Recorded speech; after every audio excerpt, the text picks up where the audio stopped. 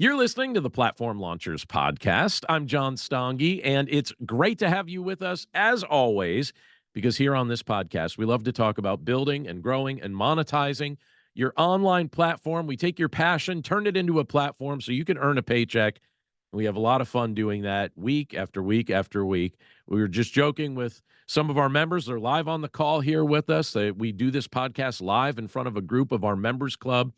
And I was just joking with them. I said, I do 4 podcasts each week, and it doesn't put me in a good spot when my voice is acting a little funny, but you will notice that my voice is acting a little bit funny this week. And it just adds, I'm just going to say it adds variety to the show. Because maybe if you're just listening and you're not watching us on YouTube, you think, oh, it sounds like Platform Launchers has a different host this week. No, it's the same host. He just has a different voice this week. So either way, grateful to have you with us. By the way, before we get into today's content, we're going to be talking about this idea of developing your audience and some audience building techniques and strategies. Before we get into that, I just want to remind you, stop over at platformlaunchers.com. We got a whole ton of stuff over there. If you're looking to build an online platform, that's the place to go. You're going to find content that's going to help you with that task. But now this week, we're talking about developing your audience. This is the third D in our series of the 5 Ds of online platform development. We talked about discovering your message. And then last week, we talked about delivering your content. And this week, we're talking about developing your audience, or sometimes I refer to this as developing your tribe. And the truth is, one of the biggest questions that I get from people who are in the process of creating an online platform is, how do I actually develop an audience? People ask that all the time. How do I develop an audience? Certainly an important question. And if you don't have an audience, you don't really have an opportunity to communicate your message to too many people. So when you're building an online platform, obviously building an audience is a very important thing to do. And I have a few suggestions that I'm going to offer this week that I find immensely helpful. These are not just theoretical things. These are the things that I actually do that have produced an audience. But before I get into those suggestions, there's something else I have to share first. I have to share about a positive experience that I've been having lately with one of my podcasts, because it directly relates. It's going to illustrate almost perfectly one of the principles that I'm going to share when I get into those, like, 5 things that I'm going to show you that are really useful tools for audience building. So many of you know, if you've been listening to this podcast for a while, or if you follow any of the content that I put out there online, you probably already know that in addition to the work that I do to help build online platforms with our members club, I try and help people build their online platforms. In addition to that, I also serve as the pastor of a church in my local community. And I've been serving in pastoral ministry full-time for 26 years. Since the late 90s, but I served for part-time for a few years prior to that. And that means that by this point, and I don't know the exact number, but I could get pretty close. But at this point, that means that I have preached literally thousands of sermons and have taught thousands of lessons. And if you know me well, this won't surprise you when I tell you this, but I have kept most of those messages, most of those lessons. Whenever I produce content, I keep it because I think there might be another way that I can use this somewhere in the future. A lot of the early ones, it was just text, so I just have the notes from those. There's no recording that accompanies those, but in recent years, it's all recorded, and I'm excited about that. But now, the recordings of my present day weekly sermons, those are shared on one of my 3 faith-based podcasts. And the show is presently called Dwell on These Things. But when I first started the show, it went by a different name. In fact, the show's had 3 different names over the time that I've been hosting it. And I changed it to actually, I'll show you the cover here. When I released this book, Dwell on These Things, I released that just not too terribly long ago. I decided to update the name of the podcast to go along with the book, just so there was some synergy with branding and things like that. But the show's had 3 different names before I eventually settled on that one, and I'm pretty sure that's what the show's going to remain. But for a long time, if I'm honest with you, and I'm always honest with you, so might as well be honest about this too, of my 3 faith-based podcasts, that show, Dwell on These Things, was my lowest performing show as far as daily downloads was concerned. It did fine. It wasn't something that I looked at and I thought, oh, the show is doing terrible. It wasn't that it was doing terrible. The numbers weren't bad or anything like that. They just didn't compare to the other shows. The other shows were doing much, much better than that one was. But in recent days, this is kind of an interesting development that I did not expect, but I'm happy to welcome. In recent days, that show has become my best performing show of all my podcasts, which is kind of cracking me up a little bit here, but it's reaching a whole new audience. And I was looking at the stats just the other day because I noticed that the show was doing really, really well. And at this point now, on an average day, and I promise you these are real numbers, the show is listened to between 8,000 to 10,000 people recently. Now, that wasn't always the case, but 8,000, and that's daily. So 8 to 10,000 people every day. It's getting between 8 and 10,000 downloads every day. That's a recent development. So it was not getting that level of downloads for a good long time, but now all of a sudden it is. It's like out of the blue. It seems like it's hit this number. And so I'm like, oh, wow, it went from being lower on the scale of my shows to now all of a sudden many days being my top performing show. So I've been very grateful to see what's been happening with it. But that means I kind of thought about it this week like this. That means that in any given week, that show is now reaching between 50 to 70,000 people, depending on just how many daily downloads it's getting. But it's between 50 to 70,000 people that it's unique listens, unique people, according to the stats, that it's reaching during any given week.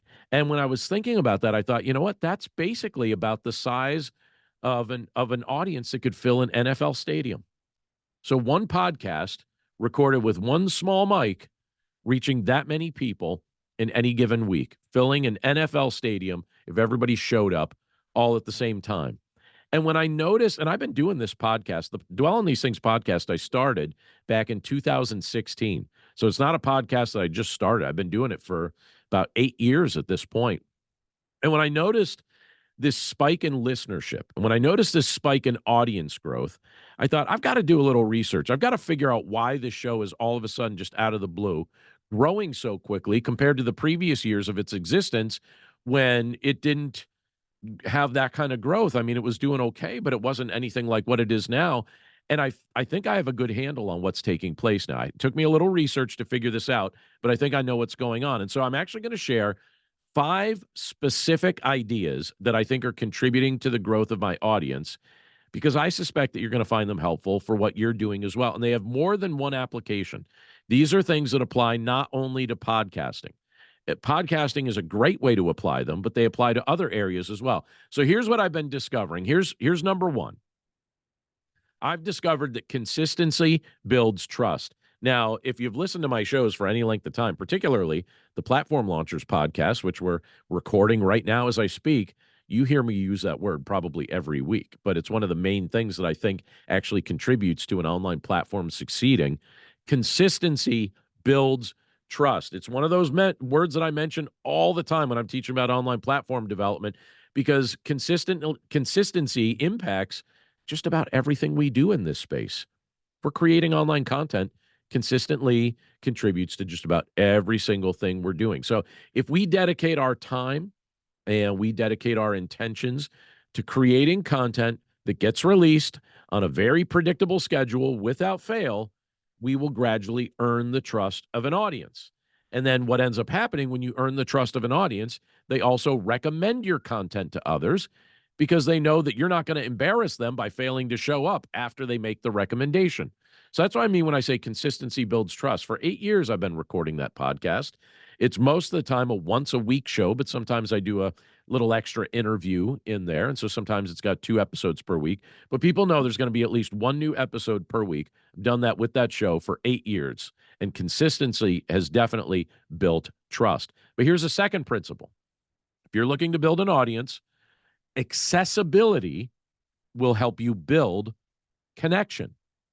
Now, I work very hard to remain accessible to my listening audience, to my viewing audience, and to my reading audience.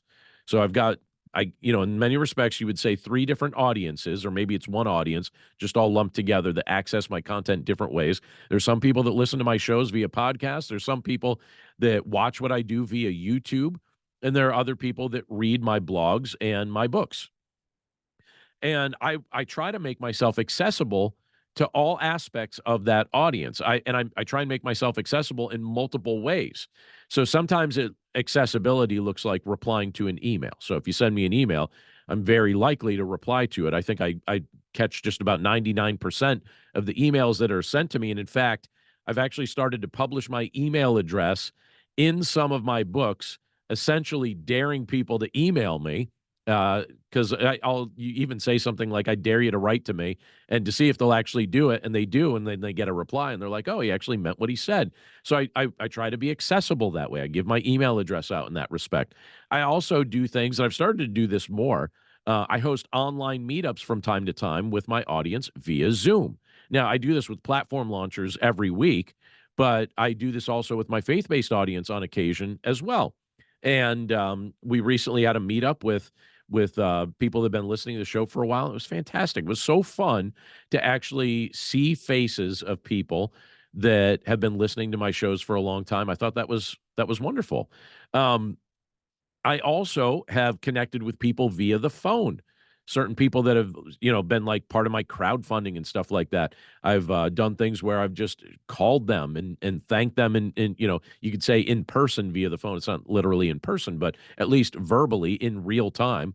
I also, when I see people participate in my crowdfunding campaigns up at buymeacoffee.com, I reply to every single message or gift that's shared there. Whenever somebody shares something there, whenever somebody writes something, I reply to every single one. I've never missed a message that was shared there that I know of. I think I've replied to every single one.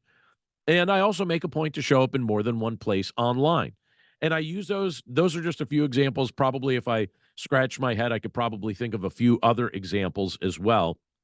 But what I've discovered is that kind of accessibility, being accessible to the people that I'm trying to serve, it's actually deepened the connection that I get to enjoy with my audience. I am a people person. I actually like to get to know people in reality, not just in theory. I'm not just looking at stats and counting numbers. I actually want to get to know people. And so I've discovered that accessibility builds connection, and that really does help deepen the scope of an audience, but I think it also helps build an audience. All right, a third principle that I've learned is this: contests and giveaways build interest. Now, there are few things in life as fun as giving someone else a gift. I think in many respects, books are one of the easiest gifts to give away when you have an online platform.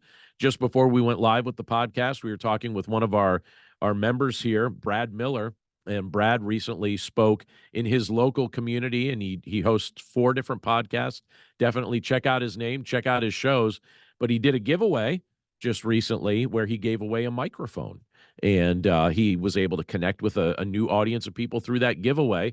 One of the things that I frequently give away through my platforms, I like to give away books.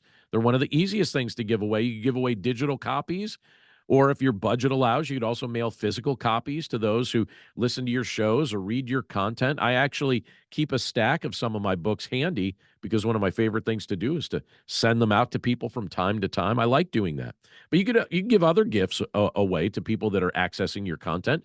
Maybe you have courses, some digital courses that you could give away for free, or maybe you could give access to you. Sometimes people that are utilizing your content, one of the things that they would really love is to just be able to bend your ear for a little bit, to have direct access to you via a call or via an online meeting. But I have discovered, and it's really fun to do this, running a content or offering a giveaway, or like a contest where you give away content. I should say it that way. When you're running a contest where you give away content, or you offer a giveaway of some kind, it helps generate some added interest in what you're doing, and that added interest often results in online audience growth. So that's a third principle: contests and giveaways. They build interest. But here's a fourth principle: invitations to share demonstrate loyalty. Now, that might sound a little stranger than the other ones, but let me explain what I mean. When I first started sharing written and recorded content online via my blog or via my podcast, I would regularly ask people to just share that content with others. And as I did that, I remember initially thinking, I wonder if people are actually doing this. I wonder if people are actually sharing my content with other people or if they're just being polite and putting up with my request. But it turns out that people most certainly were. They were sharing it, particularly my most loyal online followers. They were sharing that content with other people. And I discovered that a significant portion of my early audience, it actually came from people sharing my content with their friends and their family. And those invitations, so I was inviting them to share my content with other people. And as they did that, it demonstrated loyalty. It kind of built a little bit of a bond between me and the audience that was willing to do that. And so that, you know, I don't know if you would call that an audience generating thing. I think it certainly was to some degree, but it was also like a relationship bonding type of moment as well between me and my audience as they would actively share my content. But here's a fifth thing, and this one can be big. And I think coming back to my earlier example of the Dwell on These Things podcast, why that one's been growing, this one is a big contributor to why that one's experienced some recent growth. But principle number 5 that I want you to hear me on, especially, well, it doesn't matter. If your platform's been around for a long time, this applies to you. And if you're just starting your platform, this applies to you as well. Collaborations feed momentum. Collaborations feed momentum. Collaborations and partnerships are one of the best ways to build an online audience. Again, even if you've been doing what you've been doing for a while and you think, all right, my audience is what it's going to be, that's not necessarily true. You could be doing something for a long time and all of a sudden experience a spike, just like I've experienced with the Dwell on These Things podcast. Coming back to that podcast, one of the major, and again, I've been doing this show for 8 years. And one of the major reasons it's experiencing a surge in growth right now, it actually has to do with a big part of it anyway, has to do with a collaboration that I've been doing in recent months. Last year, I joined 3 of my shows to the Life Audio Podcasting Network. I was invited by their director of acquisitions to consider that. My shows had grown to a level. They wanted to add them to their network. And basically, it's a network of faith-based shows. It's owned by the Salem Media Group. The Salem Media Group owns a whole bunch of radio stations throughout the country, probably hundreds of radio stations throughout the United States. But they also manage some very popular websites. And now that I'm collaborating with them, one of the things that they're doing is they're actually sharing links to my content. So to my websites, to my podcasts, to the Dwell on These Things podcast in particular. They're sharing links to that on their sites. And that collaboration is now starting to bear fruit. I signed up with them, I think it was last April. So as I'm recording this now, it's now April again. So it's been about a year that I've been with them. That collaboration has been very, very fruitful. And it's most certainly feeding momentum while connecting me with a broader listening audience and reading audience. So collaborations really do build momentum. So whether your online presence is highly established or whether you're new at developing a message-based online platform, it really doesn't matter. I think these principles apply to all of us. And I want to just encourage you to give some of these ideas a try. Consistency builds trust. Accessibility builds connection. Contests and giveaways build interest. Invitations to share demonstrate loyalty, and collaborations feed momentum. I want to encourage you, if you're listening to our show this week, or if you're watching us on YouTube, or however you're accessing this content, I want to encourage you to give it a shot and then let me know how it's working for you. You could send me an email to john@platformlaunchers.com. That's john@platformlaunchers.com. Like I said, I think I've replied to probably 99 point something percent of the messages that have been sent to me. So the odds of that getting a reply, if you send that along, are pretty high. But I'd love to hear how some of this is working for you and how you've been able to build the audience that you're serving. I actually received a message from a gentleman earlier today, someone that I have never met before, somebody that messaged me, and he's in the process of building a blog. And I thought that that was really cool. He's building a blog that is geared toward reaching young fathers and new fathers and those that also have military service in their background, and thought it was a cool idea. And so we were chatting about that for a minute, and it was really fun to just interact on his idea and hear about that. And I hope he uses these principles. If he's listening to me right now, I hope he uses these things to help build his audience because I think he's onto a really good idea.